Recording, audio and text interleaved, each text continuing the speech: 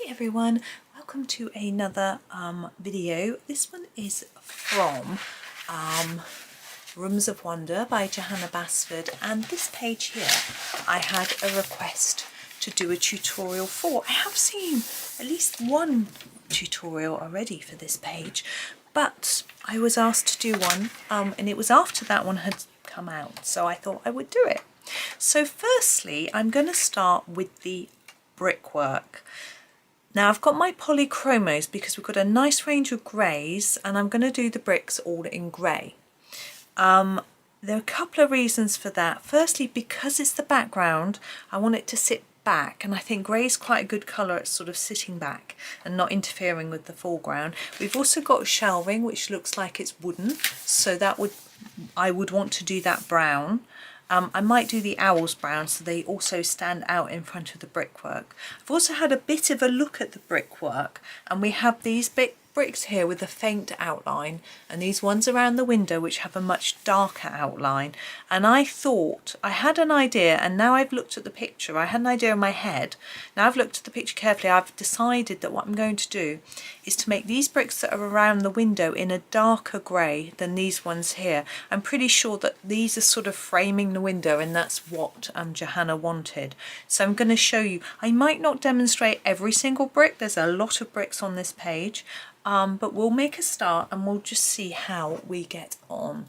I'm going to come in a little closer. I think we'll sort of deal with the top part. Let's just move my book a little bit. Try to move my camera across a bit because working on this right hand side of the page is a little bit easier. So around the window I think we'll go for the I don't want a cold grey, I want a warm grey. I always think bricks should be slightly browny grey, and I am going to use the warm grey 4. No, 5. That's right. I'm going to use the warm grey 5 for these bricks around here. So I tell you what my original plan was as I colour, and you can have a think. So my original plan was not to make every brick the same colour, was to take 3 shades of grey. Here I'm going to make it darker around the outside than the middle. My idea was to take 3 shades of grey and then randomly colour the bricks with different shades, and I thought I would do that. But then when I saw the picture and saw that these bricks around the window looked like they should be darker, I decided I would scrap that idea and I would do these darker bricks all the same colour, and then all the bricks on the outside all the same colour in a lighter grey. So that's my change of plan. And so of course you could go with my original idea if you thought that it would look a bit more natural, because obviously bricks aren't all going to be an identical colour. Something's tapping, hang on. It's a cable, just move it.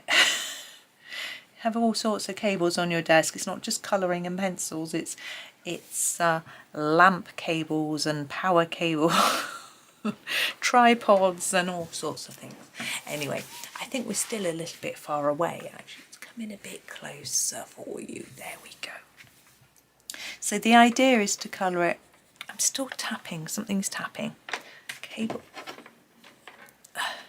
Sorry, I don't know if you can even hear it, but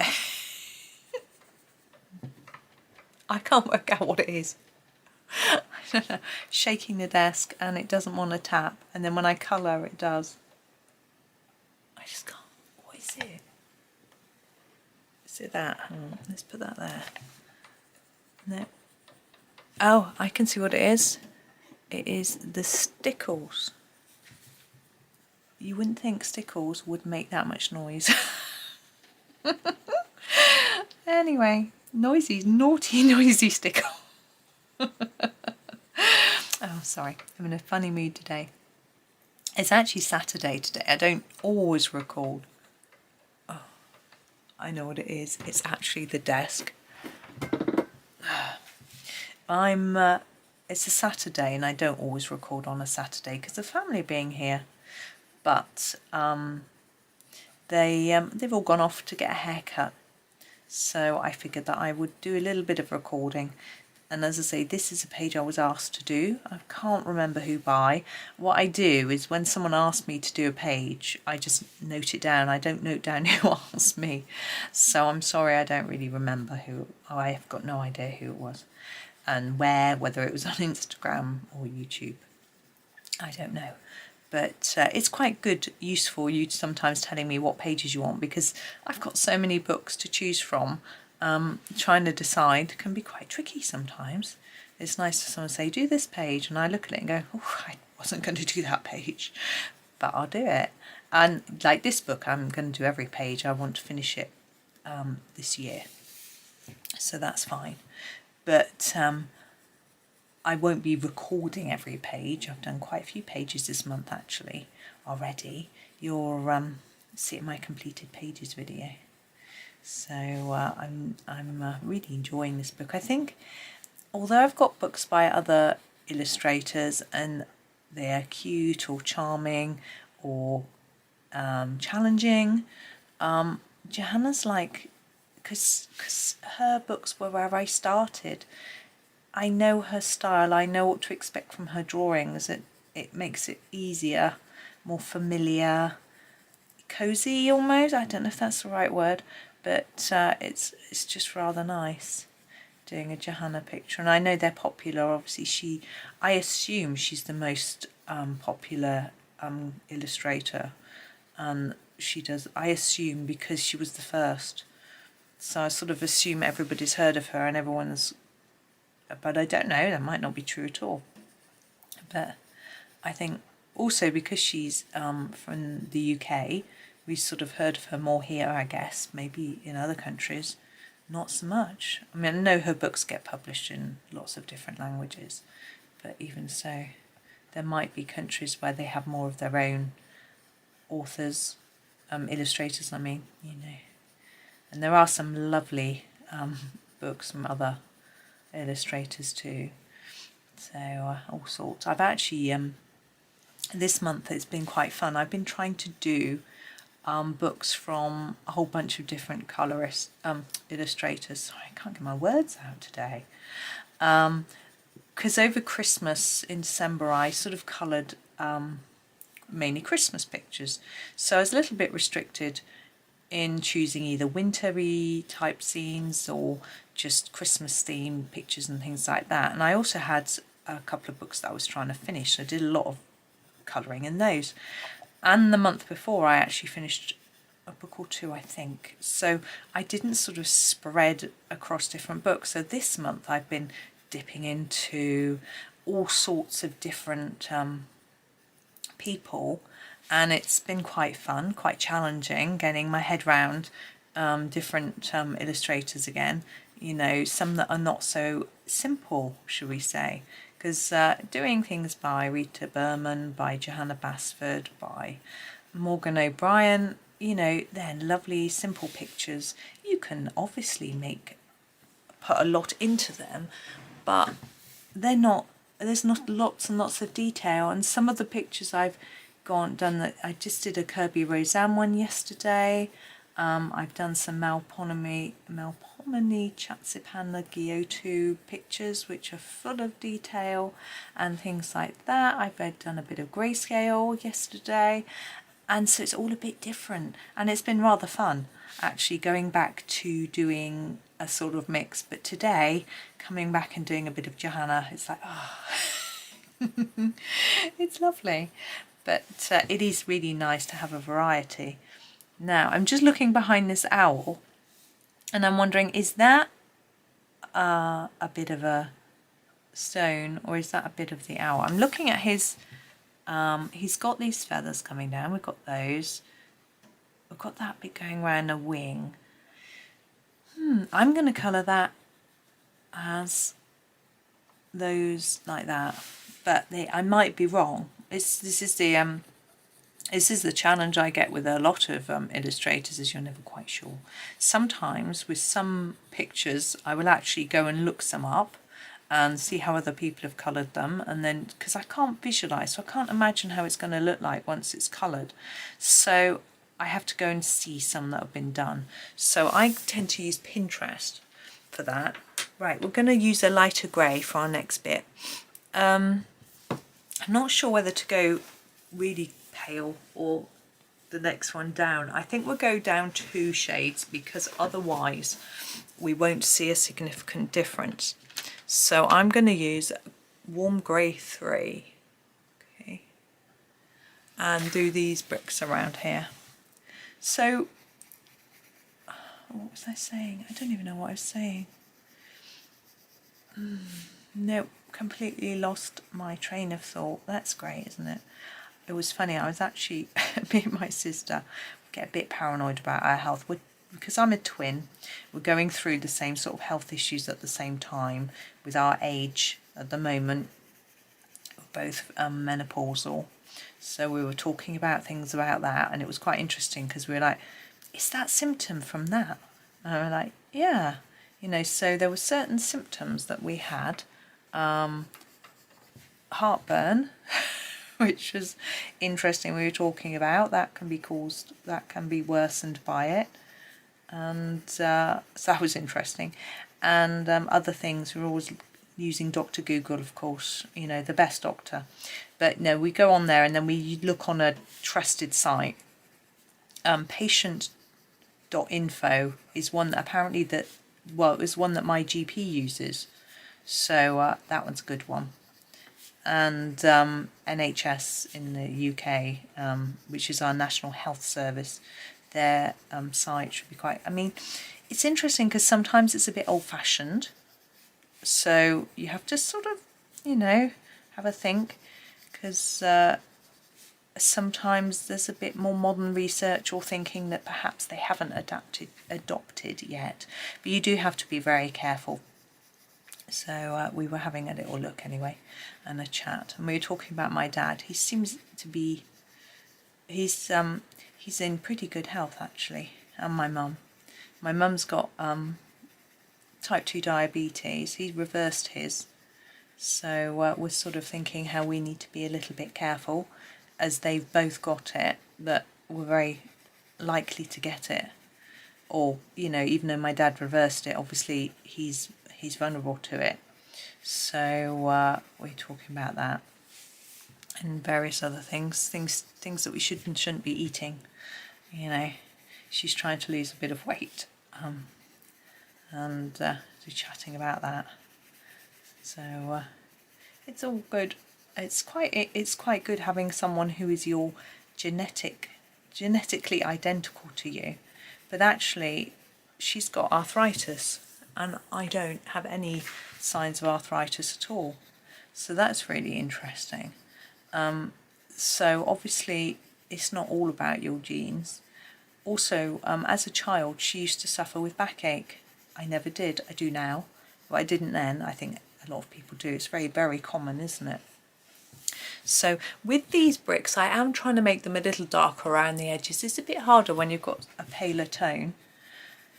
So yeah, it's interesting because we can talk. We've always been able to talk to each other about anything really. And although we don't live near each other, so we rarely see each other anymore, we do, we chat online every day. So it's nice. I was talking to her just before I came on here. She's working in her shop today, and so she was on her phone. She didn't have a customer when I was talking to her, so I could chat to her. Now around the outside of this picture, we have a line going all round.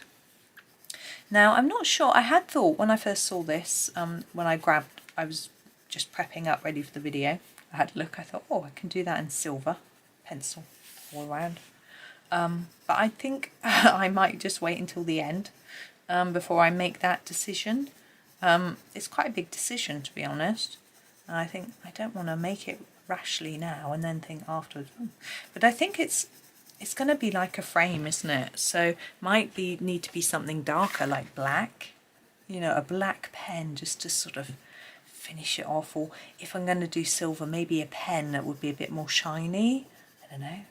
Talking of silver pens, I was lent one to my husband. I've got a it's a cheap brand of silver chrome marker, It's like an alcohol marker, but it's actually silver paint inside it, and it's really, really shiny.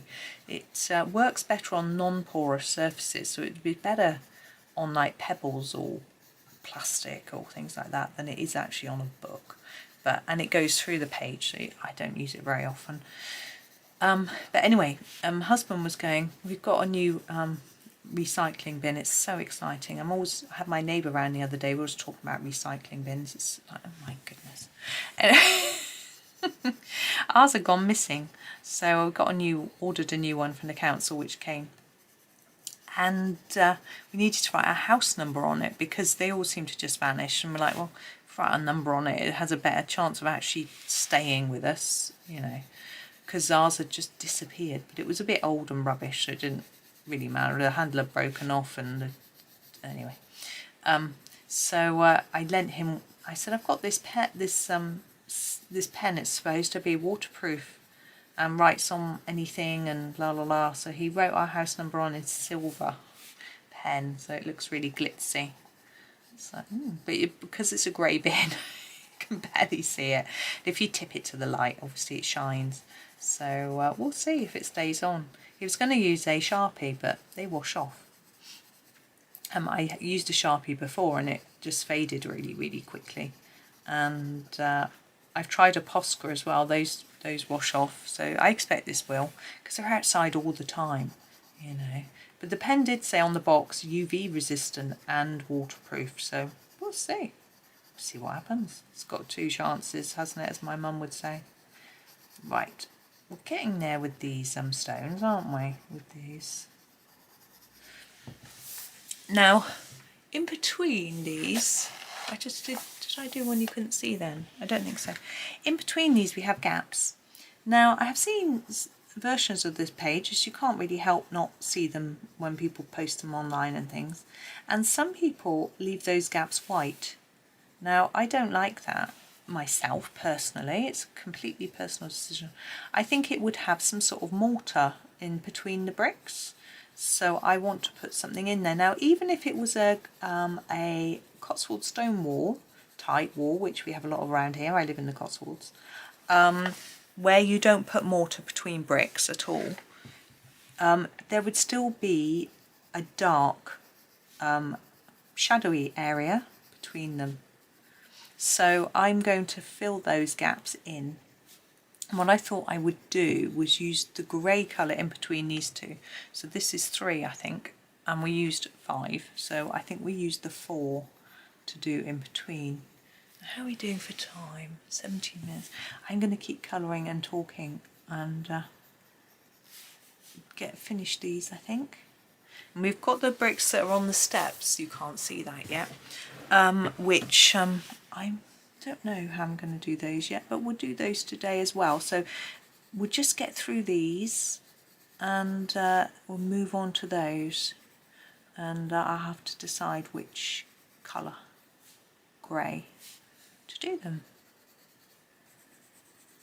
So yeah, I hope everyone is doing okay. I was feeling a bit this morning for various reasons, and actually went out for a walk and felt much better. So that was good. I had to go out today. It's Farmers Market Day on a Saturday in my town, and my husband's hurt his back, and although it's loads better, he's just driven to the hairdressers with the children, 17-year-olds. Oh, it's a train. He hasn't driven all week. He hasn't been able to go to work because he can't get in the car, because obviously car seats are quite low. So if you've got a sore back, trying to bend down to get in and out of a car is really tricky. But he so on Monday he tried to work from home, but he was in a lot of pain. He didn't really get a lot done, which was fair enough. No, I think Monday he called in sick, that's right. Tuesday to Wednesday he was able to work from home, take his meetings over the phone and things like that. Or there might have been Zoom, I don't know. Anyway, I could just hear loud talking. I was like, oh. Anyway, so that was that. And so then yesterday he cut the job he was doing. He does several different jobs on different days. He had to he couldn't work from home, so he was told to put it through as sick, but he ended up working anyway. But he was so much better. But he'd sort of like, should I go in, should I not? And I said, just rest it, you know, for another day before you drive. And, you know, so today I basically banned him from shopping, because he goes shopping, he'll go to the farmer's market and he'll buy 6 pints of milk, 2 or 3 loaves of bread, and a sort of dozen eggs, and then carry them up the hill. And then he'll go to the supermarket, he'll in the car, but he'll pack all the bags really, really heavily. So he might buy like the 4-litre milk cartons. He might put 6 of those in one bag and lift it into the boot. I mean, I realise he's not carrying them home, but even so, that's just too heavy. And when I go with him, I'm just trying to make some room so I can push my book up a little bit. When I go with him and say, no, you mustn't pack the bag like that, you must pack it like this, he says, no, I have to pack it my way. And so I banned him from shopping today. So I went shopping on foot because I don't drive. Now the supermarket is 10 minutes away, and the farmer's market's another 5, so it's fine. It's a lovely walk. So I walked there, still snow on the ground out here, so I popped my wellies on so I didn't slip, which I didn't, so that was great. My feet didn't get too cold today. It's a little bit warmer. I think it was above freezing, maybe. It's going to get down to cold temperatures tonight again. And there wasn't much snow in town, really, only in our street and along the canal path. And then I went to the farmer's market, but I only bought 1 loaf of bread. We've got some in the freezer, so it's fine. I only bought half a dozen eggs, and I didn't buy any milk or anything else. And then I walked to the supermarket and I just bought a bag full of veg. That was pretty much it. Yeah, a bag full of veg. And so we've got enough to keep us going. And that was good, but the canal path was lovely. The frost was so hard that even though the snow had melted in places, all the grass and plants were all covered in white. The fence had the white frost on it was all standing on end, all feathery, and oh, it's just beautiful. But there were people, my goodness. There were people at this spider web I'm going to ignore. There were people, the canoe club. They were there, they're going to go out on their canoes, and it was below freezing at that point in the day. And they were there by the water's edge, changing into shorts. I had felt warm until I saw them. I was like, oh my goodness. And firstly I was thinking, why didn't you just wear them in the car? And why are you changing? It seemed a little bit strange, but anyway, I don't know. I don't know the answer. It was a little bit odd, but it made me feel very cold. But I saw a little bit of wildlife. I know some people like to hear what I see. I've been looking out for the otter. A friend of mine, she sees the otter regularly when she's jogging along the canal path, but she goes out really early. And by the time I'm out, there's a lot of dog walkers and the otter gets frightened. Not surprisingly. I say the otter. I don't know if there's only one. I've seen one once, so that's why. Now this here has got a back on it. I can't see any bits of stonework, so I'm completely not colouring any of that. So we've only got sort of fiddly bits left now, really. So yeah, I didn't see the otter, but I saw a long-tailed tit flying over me. It was making such a racket, I had to look up, and I could just see its long tail silhouetted against the sky. Now the sky was beautiful, and imagine the most cold, frosty winter morning. You look up at the sky, the moon is still there, or maybe it was the sun behind very thick cloud. It was really hard to tell. And the sky was a sort of beautiful yellowy colour, and the trees are all black silhouetted against the sky. It was just gorgeous.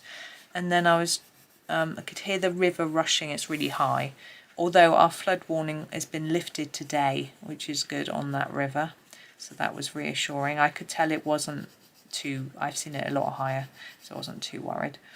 But anyway, It looks like our floor is wood, so I'm not going to do that. This is the table here. So that was nice. So yeah, it was lovely walking along there and back, apart from, as I say, those canoe people who made me feel really cold.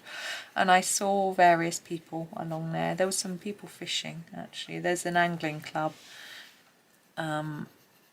So people do fish. They weren't catching anything. I think it's too cold. I'm pretty sure in my completely tiny amount of knowledge about fishing that when it's, when it's cold, fish hide at the bottom of the river, and so it's really difficult to catch them and they don't eat. I'm sure I read that somewhere. Now I'm just going to go through all this and check to see whether I've missed any. I mean, I can colour it later. This is slightly, I think that's brick in there. And here, look, there must be a bit in there, I would think. I can't work out what that is though. I think that might be another bit. But what's that parcel sitting on? No, well, we've done it now. Okay, so that's our main bit. I'm going to do the mortar next, or else I think I'm going to forget. So I'm going to grab the colour that I said I was going to do, which is the warm grey 4. So I hold it out of shot. It's very useful. I'm going to sharpen it because quite small gaps. I'm also going to zoom out a bit and do the whole lot in one go without moving the book, because I think it's going to be quite quick and I might leave you behind. Let's have a look. Is that enough so you can see it all? Not quite. There we go. So I'm just going to start at the top, and work through. Can you see? As long as I don't cover it all with my arm. The sun's shining now as well. It's really pretty. Now, I do find if you go a little bit darker, really close to the rock, it can look a bit better. It's quite hard when you've got such a small little space that you're trying to fill in. Now, if you decide to draw a background of a brick wall, this is absolutely a brilliant idea of how you can do it. So what I actually do is slightly differently to what Johanna's done. I make the bricks a lot more even, which makes it easier for me. I actually use a ruler initially to draw them. So just draw your squares. I've got a video on this actually. Draw your squares in a very, very light pencil. I would use a warm grey too. Okay, don't use a graphite pencil. Then, once you've drawn your lines, you can then draw your brick shapes in freehand with your pencil. Using a slightly darker pencil, maybe the colour of the brick that you want to colour it, because it doesn't matter if it's wobbly. You can see how wobbly these are. You know, Johanna's drawn them so they're not even. And think about these corners. The corners are rounded, they don't touch each other. So you can colour this, do a dark area between them. And then you can pop in your own background. I mean, you can get stencils and stuff for bricks as well, but I don't find them too tricky compared to some things. Now, I've got a star stencil and that's unbelievably useful. I can't draw stars. Well, I can go but if I want to do a star that looks like that, I can't make them match up at the end. I can do just about the one triangle on top of the other, but getting them lined up, it's really hard. So it's really useful to have stencils for some things. I've also got a raindrop stencil that I had for Christmas. I haven't used that yet. I haven't done a rainy picture, or a picture that would look right with rain. I have actually got this picture with some umbrellas on a Rita Berman page, which would work really well. Now I hope you can just about see. I realise I'm zoomed quite far out, but as I say, I would forget to move you otherwise. I hope you can see that by putting in this little bit, it I think it really enhances the look of the bricks. Maybe it's just me. I don't know. Now another thing you can do if you want is to put some cracks on the bricks. I wouldn't use the same colour as the mortar, although it's not going to show up otherwise, is it?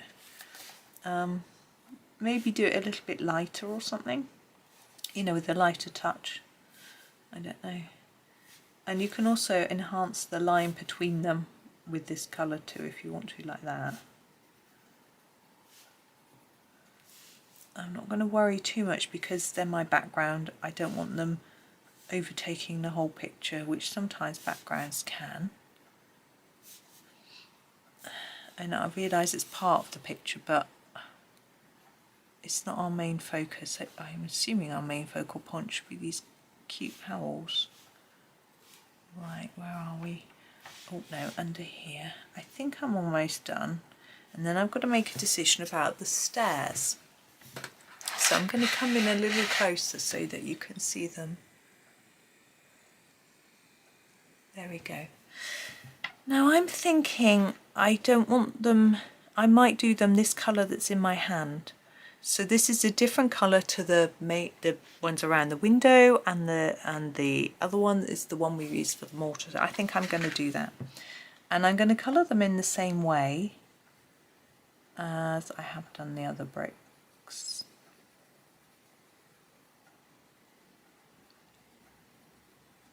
Like that. I think it just gives them a little bit of shape, makes them look a little more interesting, and the sort of, they've gone a bit mottledy looking where I'm not colouring it very evenly, and it's perfect for a brick or a stone. Their surface is not flat. I mean, it could be, of course, you could have completely flat ones, but it's unlikely. So I think it's quite nice if it looks a bit rough. It's a good excuse for scruffy colouring. There's nothing wrong with scruffy colouring. For me, it should all be about the process. If you've coloured a page and you feel better for it, what does it matter what it looks like? It probably does matter though, to you. But for me, I think if you say, I've coloured this page and I feel amazing, that's brilliant. I don't need to see the picture. The fact that you feel good is the best thing. Right. Nearly. I'm thinking about the mortar on these, and I think I might just go with the slightly darker grey that we've used already. Now the reason I started with the bricks, I find because when a picture's got a lot of tiny detailing like this one has, I can find it quite daunting. And if I can deal with some of the larger areas first, not necessarily a background like on this page, you know, there's that, the background to me would be more daunting than the little items. But on this page, as the background is broken down for us into parts, I don't find it so daunting. But I know that I don't want it to be too many different colours. So for me, it's quite a simple process. So by colouring in this big area, I mean, we've now coloured probably half the picture by the time we finish this. And yet we have only used 3 colours, and it has felt, well, to me it's felt quite easy, you know. And you could do this sitting down in front of the telly. It's quite hard with a book this size, I have to admit, in front of the telly and near the end of the book, because there's not much to lean on. Sometimes it can be worth putting another book underneath to lean on. Another book of the same size. If you've got another of Johanna's books, or a Kirby book, or a Millie Marotta, they're all the same size. You could pop it underneath to lean on a little bit, and then it's quite awkward on your lap, isn't it? So I tend to use a small book on my lap. Like I'll be watching telly tonight.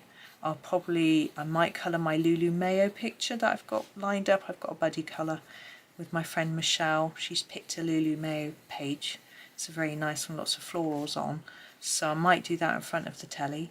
I also find that in front of the telly, having just a small set of pencils, or sometimes you can get a colour cube card or a colour palette from anywhere, and pick out just the 6 pencils or whatever, and then just have 6 pencils beside you. It's a lot easier. You couldn't deal with a tin of 120 polys next to you on the sofa. It'd just be, well, I couldn't. There's no room. My husband has all his art stuff all over the sofa. There's no room for me. Right, this is the warm grey 5 that we used for the bricks up there. We're going to use it for the cement or mortar on these. I'm going to sharpen. It needs to be sharp. Oh, excuse me. So just these little gaps. Now I think we could do with a little bit of shadowing on some of the bricks, like under the shelves and things. I am going to leave that till the next video because this has gone on quite a while. So I think it'll be better to do it next time, and we will do the wood, and we might do the shadows. It depends how it goes. But I'm trying to think, is there an... Yeah, I think we could do that. We could do that next time. It won't be anything too difficult because I can't do anything that's too difficult. I like to keep it simple, easy and fun. I like the fact that you can make a scribbly, slightly messy bit of colouring look like you intended to make it a textured pebble, you know. It's fun. I was actually just been colouring in a Millie Marotta book, and the pencils I used really didn't suit her paper. Her paper's really glossy, and I was using some Arteza Experts, and I just couldn't get a nice change in colour from light to dark. It was just really messy, which was interesting. So I need to try some different pencils in that book. I think Polychromos work quite well, but then they seem to work well in everything because I like them, maybe. Right, is that all in shot now? There we go. I just wanted you to see the whole thing. So we've basically done very little. Well, we've done all the stonework though with just these 3 pencils. Oops, they're going to run away. So that's good. And as I say, next time I'm going to do the wood. So this will be the shelves, the steps, the table, the floor. I might do that cart in wood, and we'll look at the shadows as well. And depending on how long it takes, I might do a few other bits and pieces, but we'll wait and see how it sort of goes. But that's me for now. So thank you for watching. It's been quite a long one, but I was thinking of starting it and leaving you to it, but in the end I was full of chat, so I just kept going. But thank you, and have a really lovely day, and please subscribe. Thank you for watching, and happy colouring.